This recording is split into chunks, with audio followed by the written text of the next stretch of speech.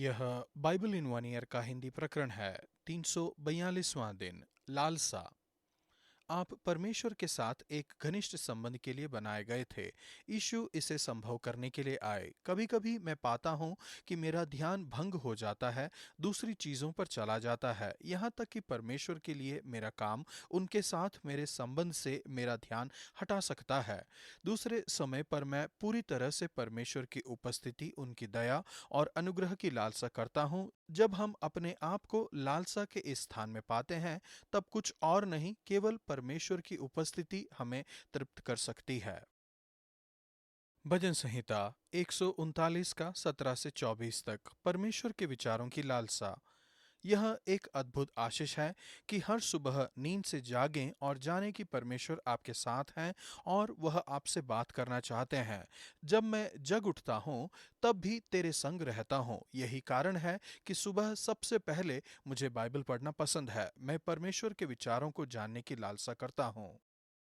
दाऊद परमेश्वर की लालसा करते हैं। वह परमेश्वर के विचारों को जानना चाहते हैं। मेरे लिए तो हे परमेश्वर, तेरे विचार क्या ही बहुमूल्य हैं। उनकी संख्या का जोड़ कैसा बड़ा है। यदि मैं उनको गिनता तो वे बालू के किनकों से भी अधिक ठहरते। जब मैं जाग उठता हूँ, तब भी तेरे संग रहता हूँ। दाऊद भी लालसा करते हैं कि किसी तरह से परमेश्वर को दुखी न करें। हे परमेश्वर, मुझे जांच कर जान ले, मुझे परख कर मेरी चिंताओं को जान ले और देख कि मुझ में कोई बुरी चाल है कि नहीं, और अनंत के मार्ग में मेरी अगुवाई कर। परमेश्वर, मैं आपके विचारों को जानने और आपकी आवाज को सुनने की लालसा करता हूँ। मैं प्रार्थना करता हूँ कि मुझे अपनी उपस्थिति में चलाइए, मुझे अपने नजदीक ला दीजिए।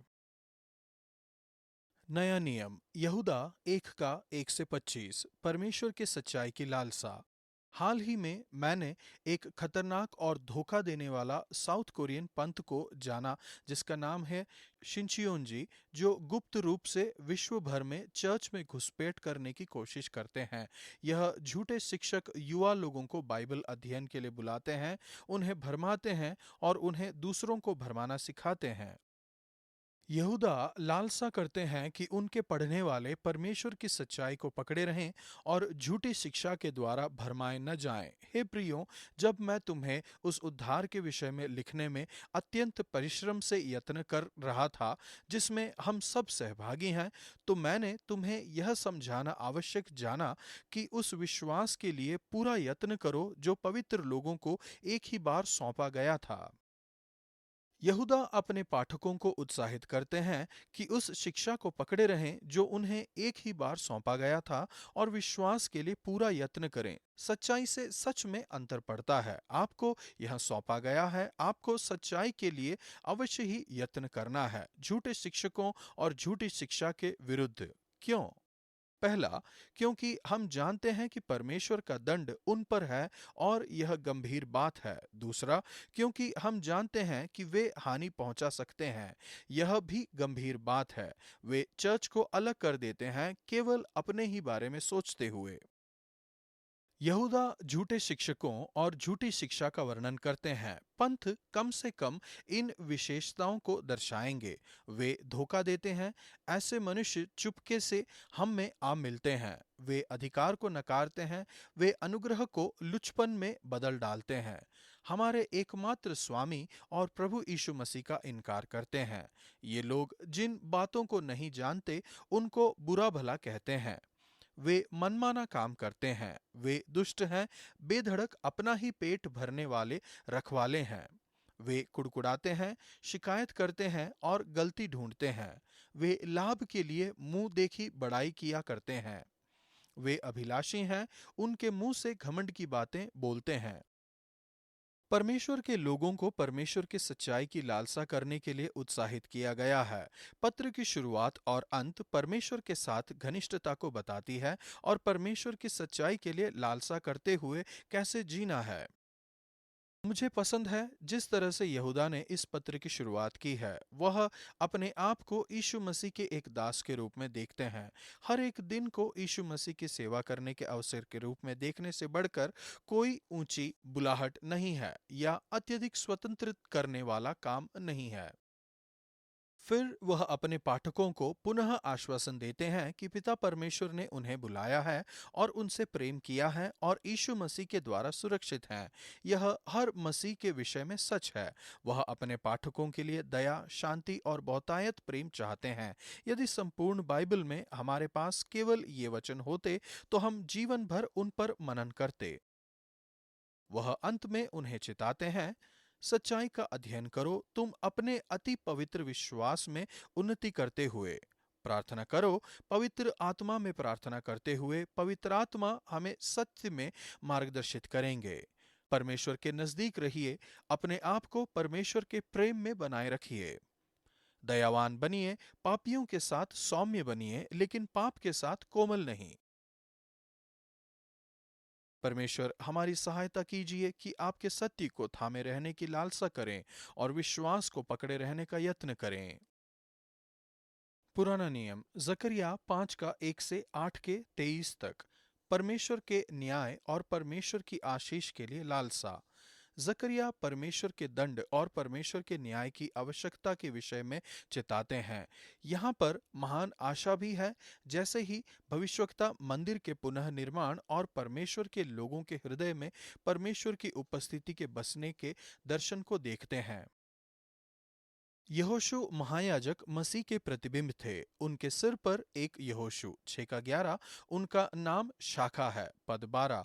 वह परमेश्वर के मंदिर को फिर से बसाएंगे और ऐश्वर्य को पहने रहेंगे और उनके सिंहासन पर बैठकर राज करेंगे। वह अपने सिंहासन पर एक राजक होंगे। मल्किसिदेक की तरह उनका राजकीय और याजकीय कार्य है, जो कि यीशु में पूर्ण हुआ। राजाओं के राजा प्रकाशितवाक्य 17 का 14 और हमारे महायाजक इब्रानियों 4 का 14।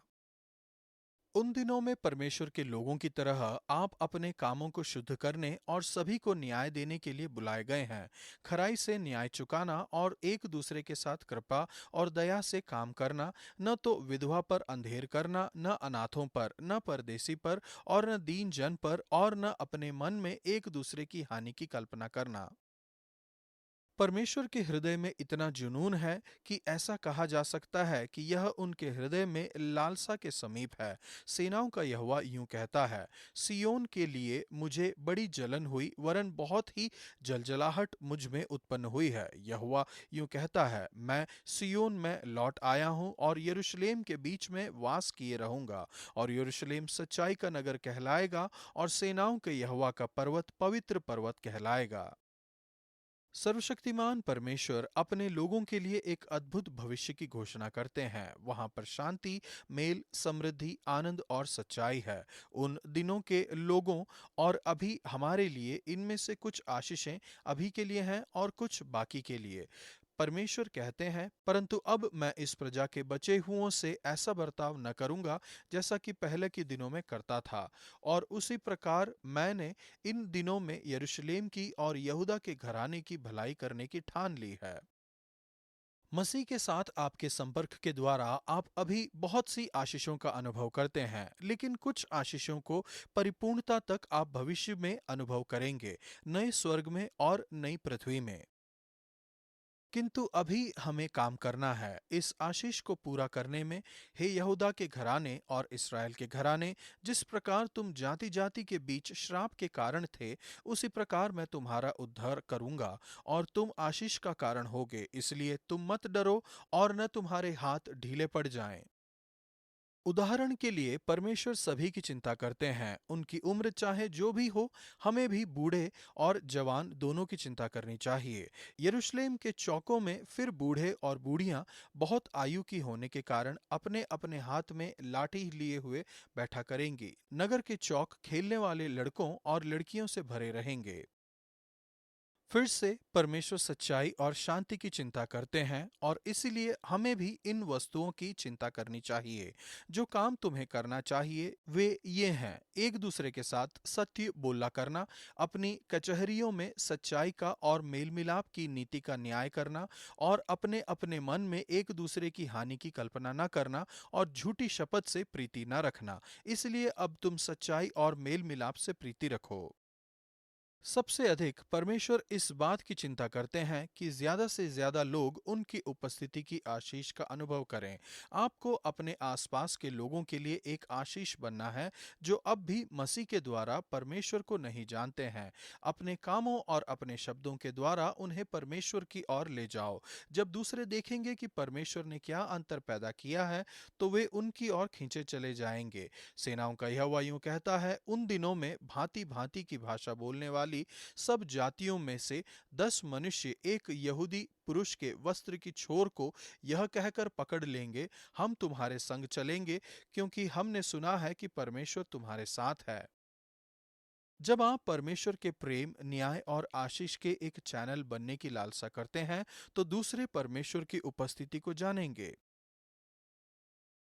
परमेश्वर, हम आपकी लालसा करते हैं। कृपया अपने चर्च को अपनी उपस्थिति से भर दीजिए।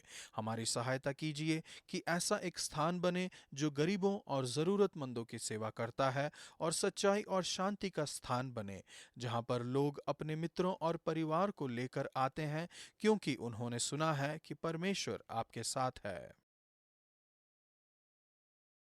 भजन संहिता 139 23 से 24। हे परमेश्वर, मुझे जांच कर जान ले, मुझे परख कर मेरी चिंताओं को जान ले और देख कि मुझ में कोई बुरी चाल है कि नहीं, और अनंत के मार्ग में मेरी अगुवाई कर। परमेश्वर को हमारे हृदय को जांचने दीजिए, क्योंकि हम अपने हृदय को धोखा दे सकते हैं। मेरे पास बहुत से चिंतित विचार हैं। परमेश्वर उन सभी को जानते हैं। मुझे उन्हें सौंप देना है, जाने देना है, और परमेश्वर को मुझे मार्गदर्शित करने देना है। आज का वचन उन बुलाए हुओं के नाम जो परमेश्वर पिता में प्रिय और यीशु मसीह के लिए सुरक्षित हैं। यहूदा 1:1।